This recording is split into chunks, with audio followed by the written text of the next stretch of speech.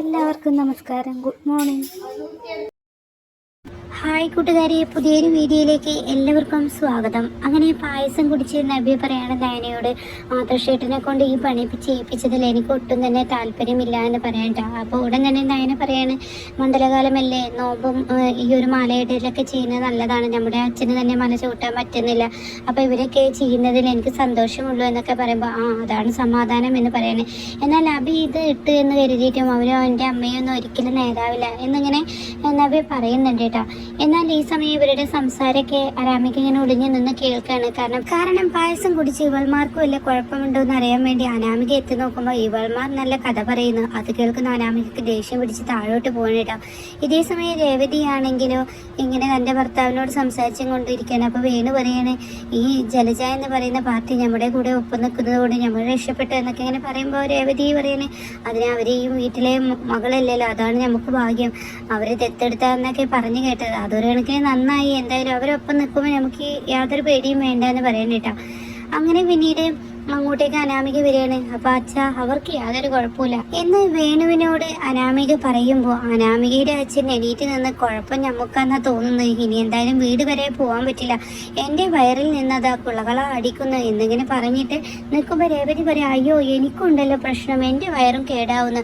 ഉടൻ തന്നെ അച്ഛൻ പറയാണ്, പായസം കുടിച്ച് നമുക്കാണ് പണി കിട്ടിയിരിക്കുന്നത് തോന്നുന്നത്, നിങ്ങൾ പായസം മാറ്റി വെച്ചോ? ഇല്ല, അവൾമാർക്ക് വെച്ച് തന്നെ എന്ന് പറയാനേട്ടോ. എന്നാൽ ഇതെങ്ങനെ സംഭവിച്ചു എന്നറിയാതെ അവിടെ ആകെ വിട്ട് പോവാണ്. പിന്നീട് വേണു ഓടടാ ഓട്ടം, എന്നാൽ ഈ സമയം പിറകെ രേവതിയും ഓടടാ ഓട്ടം കേട്ടോ. എന്നാൽ ഈ സമയം നവ്യയാണ് കാണിക്കുന്നത്. നവ്യ തൻ്റെ മൊബൈൽ ഇങ്ങനെ നോക്കിയിരിക്കുന്ന സമയത്ത് തൻ്റെ അമ്മായിയമ്മ അങ്ങോട്ടേക്ക് ഓടി വരുന്നത് കാണാൻ കേട്ടോ. വയറും ഞെക്കി പിടിച്ചാണ്. അയ്യോ എന്ത് സംഭവിച്ചു എനിക്കെന്നറിയാതെ അവിടെ അങ്ങോട്ടേക്ക് ഓടി വരുന്ന സമയത്ത് പെട്ടെന്ന് എന്ത് ചെയ്യും, തൻ്റെ ബാത്റൂമിലോട്ടാണ് വരുന്നതെന്ന് കാണുമ്പോൾ നവ്യ ഓടിച്ചെന്ന് ബാത്റൂമിലോട്ട് കയറിയിരിക്കുകയാണ് കേട്ടോ. ഇതേ സമയം ആരാണ് ഈ ബാത്റൂമിൽ എന്ന് പറയുമ്പോൾ, ഇത് ഞാൻ, അനിയൊന്നും ഇറങ്ങി തരുമോ, ഇത് എൻ്റെ ബാത്റൂമാണ്, നിങ്ങൾ നിങ്ങളുടെ ബാത്റൂമിലോട്ട് പോയിക്കോളൂ എന്നിങ്ങനെ ജലജയോട് പറയുമ്പോൾ ജലജ പറയണേ, എൻ്റെ ബാത്റൂമിൽ അവൾമാരാണ് എന്ന് പറയണേട്ടാ. എന്നാൽ ഈ സമയം ഈശ്വര, ഇനി ഞാൻ എന്ത് ചെയ്യും എന്നൊക്കെ പറഞ്ഞിട്ട് ജലജ അവിടെ നിന്നും ഓടടാ ഓട്ടം ഓടുകയാണ്. എന്നാൽ മുത്തശ്ശനും മുത്തശ്ശിയും പായസം കുടിച്ചും കൊണ്ടിരിക്കുകയാണ്. അപ്പോൾ മുത്തശ്ശൻ പറയണ, ഭയങ്കര ടേസ്റ്റ് ഉണ്ട് ഈ പായസത്തിന്, അതാണ് ഞാൻ പറയുന്നത്, മോളുണ്ടാക്കിയ പായസം അമ്പലപ്പഴ പായസം പോലെയാണ് എന്നൊക്കെ ഇങ്ങനെ പറയാനായിട്ടാ.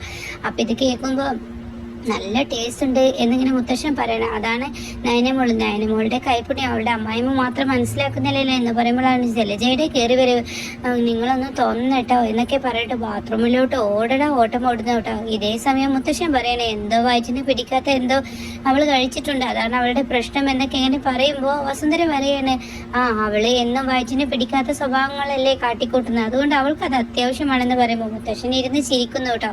എന്നാൽ ഈ സമയം നവ്യക്ക് ചിരിയടക്കാൻ കഴിയുന്നില്ല. നവ്യ തൻ്റെ റൂമിൽ ഇരുന്ന് അട്ടഹസിച്ച് ചിരിക്കുന്ന സമയത്ത് എന്താണ് തൻ്റെ ചേച്ചി ചിരിക്കുന്നതെന്ന് അറിയാൻ വേണ്ടി നയന വരികയാണ്. അപ്പോൾ ഉടൻ തന്നെ, എന്താ ചേച്ചി വെറുതെ ഇരുന്ന് ചിരിക്കുന്നത്, അവൾമാരൊക്കെ ഓടുന്നത് കണ്ടില്ലേ? അത് കണ്ട ഉടൻ തന്നെ നയന പറയണേ, എൻ്റെ ചേച്ചി എന്താ ശരിക്കും ഇവിടെ സംഭവിച്ചത്, ചേച്ചി എന്തെങ്കിലും അവർക്കിട്ട് ഒപ്പിച്ചോ? ഞാൻ ഒപ്പിച്ചു എന്ന് പറയട്ടെ. എന്തിനാ ചേച്ചി എന്ന് പറയുമ്പോൾ, ഞാനല്ല ഒപ്പിച്ചത്, അവർ കുഴിച്ചു കുഴിയിൽ അവർ തന്നെ വീണു എന്ന് പറയട്ടോ. ഇത് കേട്ടോടനെ, എന്താ ചേച്ചി പറയുന്നത്, എനിക്കൊന്നും മനസ്സിലായില്ല എന്ന് പറയുമ്പോൾ നവ്യ കാര്യങ്ങൾ പറയട്ടോ. അതായത് അനാമികയുടെ അമ്മയും അനാമികയും കൂടി ആ പായസത്തിൽ പൊടി ചേർക്കുന്ന സമയത്ത് നവ്യ വഴി യാദൃശികമായി പോയതാണ്. ആ വേണു എന്ന് പറയുന്ന മനുഷ്യൻ ഇവിടെ വന്നത് മുതൽ ഞാൻ അവരെ ഫോളോ ചെയ്യുന്നുണ്ടായിരുന്നു, അയാൾ എന്ന് വന്നാലും അങ്ങനെയാണല്ലോ എന്ന് പറഞ്ഞിട്ട് ആ പായസം കലക്കുന്ന ആ ഒരു സംഭവം നവ്യ കാണാണ്. പിന്നീട് നവ്യ അവർ ആ പായസം കലക്കി വെച്ച് ഉടൻ തന്നെ അവരെടുത്ത് വെച്ച പായസം ഇതിലോട്ട് മാറ്റി ആ പായസത്തിൻ്റെ ബൗൾ അവർ വെച്ച് അതേ സ്ഥാനത്തോട്ട് വെക്കണം കേട്ടോ. അങ്ങനെ നവ്യ പറയണേ, ഞാനൊരു ഗർഭിണിയാണെന്ന് അറിയാൻ പോലും ചെയ്യാതെ, മുത്തശ്ശൻ ഒരു രോഗിയാണെന്ന് അറിയുക പോലും അവർക്കറിയാതെ അവർക്ക് അവരുടെ പ്രതികാരം വാശിയോ അഹങ്കാരമൊക്കെ തീർക്കണം.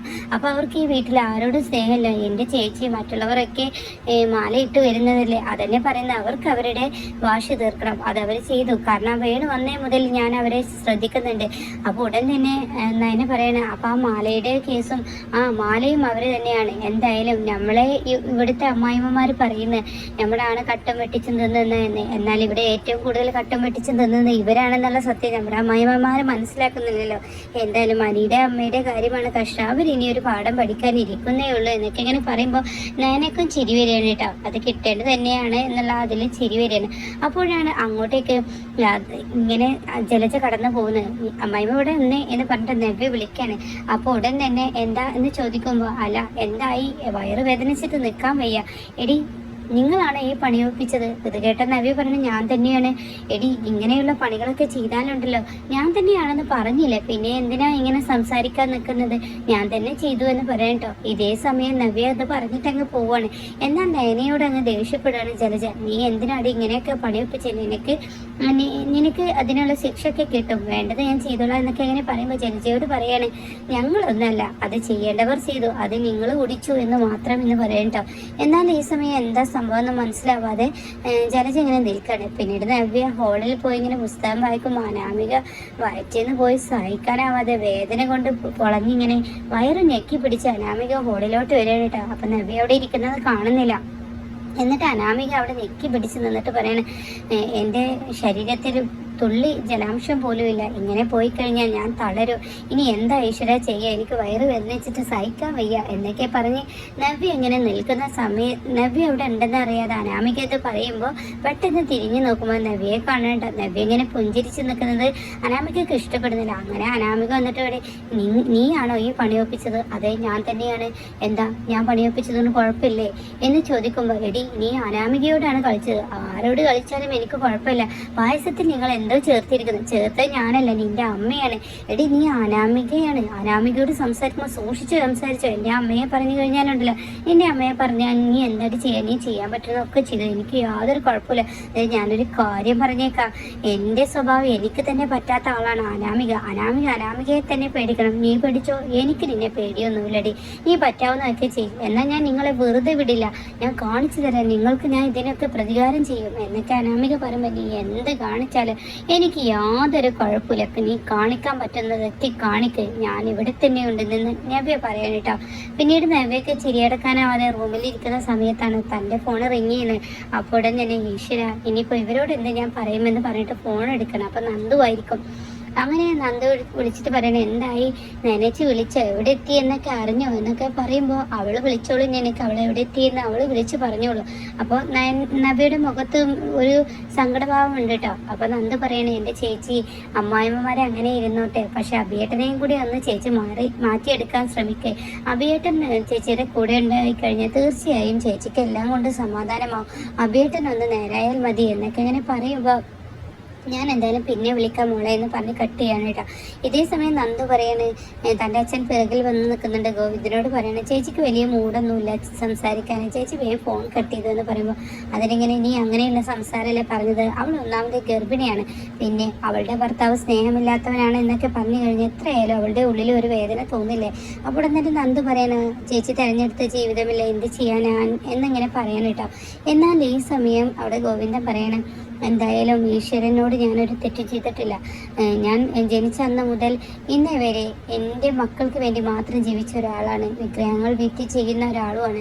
അതുമാത്രമല്ല മണ്ഡലമാസമാണ്, നമുക്ക് അയ്യപ്പസ്വാമിയുടെ ക്ഷേത്രത്തിൽ പോയി നോമ്പൊക്കെ എടുക്കണം, മല ചവിട്ടാൻ പറ്റിയില്ലെങ്കിൽ 2 ഹാർട്ട് അറ്റാക്ക് കഴിഞ്ഞ ആളല്ലേ ഞാൻ, മല ചവിട്ടാൻ പറ്റിയില്ലെങ്കിലും അവിടെ പോയി വ്രതവും കാര്യങ്ങളൊക്കെ ചെയ്യണം, ഇത് രണ്ട് മക്കളുടെയും ജീവിതം നന്നായി കാണണം, അഭിയും മാറണം എന്നൊക്കെ ഇങ്ങനെ ഗോവിന്ദൻ പറയണിട്ടോ. ഇനിയാണ് കനകം വരുമ്പോൾ ആ ഒരു ഞെട്ടിപ്പിക്കുന്ന സത്യം ഇവരോട് പറയാനിരിക്കുന്നത്. എന്നാൽ ഈ സമയം അനാമിക പ്രശ്നം ഉണ്ടാക്കുമ്പോഴായിരിക്കും നവ്യ അനാമികക്ക് 1.5 തിരിച്ചടി കൊടുക്കുന്ന കേട്ടോ. അങ്ങനെ ഇന്നത്തെ എപ്പിസോഡ് കിടിലൻ തന്നെയാണ്. ഇനി അടുത്ത എപ്പിസോഡ് അനാമിക ഇനി ദേവയാനി വന്ന് പ്രശ്നം ഉണ്ടാക്കുമ്പോഴായിരിക്കും കിടുക്കൻ തിരിച്ചടി അനാമികക്ക് കിട്ടാൻ പോകുന്നത് കേട്ടോ.